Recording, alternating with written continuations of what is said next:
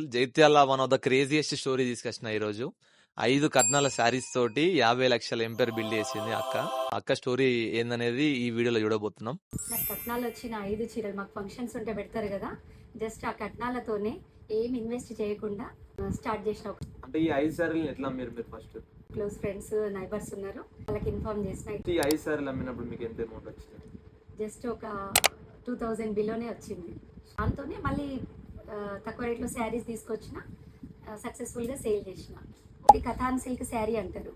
ఇది ప్యూర్లో కూడా 10,000లో ఉంటుంది, 5,000లో ఉంటుంది, ఇప్పుడు ఇది 1,500లో కూడా ఉంది. ఈ క్లారిటీ మామూలుగా షాప్లో ఎవరు చెప్పరు, క్లియర్గా అర్థమయ్యేలాగా. ఫ్రెండ్షిప్ కూడా చాలా బిల్డ్ అయిపోయింది. తారా అంటే ఒక ఎమోషన్ కూడా అయిపోయింది కస్టమర్స్కి. 500 నుంచి 10,000 వరకు ఈ శారీస్ అవైలబుల్ ఉంటాయి.